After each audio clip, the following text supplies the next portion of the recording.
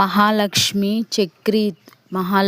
చాలా బాధపడుతూ చక్రితో, నువ్వు నాకు ఎందుకు అబద్ధం చెప్పినావు? మీ అన్న పెద్ద ఆర్కిటెక్ట్ అని ఎందుకు అబద్ధం చెప్పినావని మహాలక్ష్మి చక్రితో గొడవ పడుతుంది. మా ఫ్యామిలీని తక్కువ చేసి నాకు ఇష్టం లేక అలా చెప్పినానని చక్రి ఎంత చెప్పినా మహాలక్ష్మి వినకుండా ఆటో ఎక్కి వెళ్ళిపోవడానికి రెడీ అవుతుంది. చక్రి ఎంత ఆపినా వినకుండా వెళ్ళిపోతుంది. మహాలక్ష్మి ఇంటికి వచ్చిందని అన్నదమ్ములు అనుకుంటూ ఉంటారు. మహాలక్ష్మి రాలేదని చక్రితో అనగా చక్రి మహాలక్ష్మి కోసం ఊరంతా వెతకడం మొదలు పెడతాడు. మహాలక్ష్మి ఎక్కడ కూడా కనపడకపోవడంతో చాలా బాధపడి వెతుకుతూ ఉంటాడు. మహాలక్ష్మి కోసం గాలిస్తూ ఉండగా మహాలక్ష్మి గుడి దగ్గర కూర్చొని ఉంటుంది.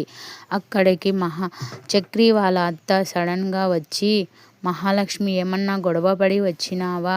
వాళ్ళ కుటుంబం చాలా చెడ్డ కుటుంబం. మా అన్నయ్య మా వదినను చంపి జైలుకు పోయి వచ్చినాడు. నువ్వు అలా ఇంటికి ఎట్లా వచ్చినావు అని చెప్పి మహాలక్ష్మిని భయపెడుతూ ఉంటుంది.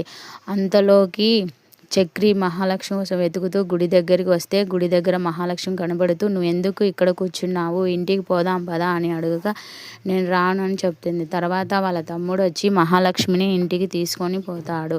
అక్కడ చక్రి వాళ్ళ అన్నదమ్ములు, నువ్వు నిజం చెప్పడం వల్లనే మహాలక్ష్మి ఇలా జరిగింది అని వాళ్ళ అన్నను కొడతాడు.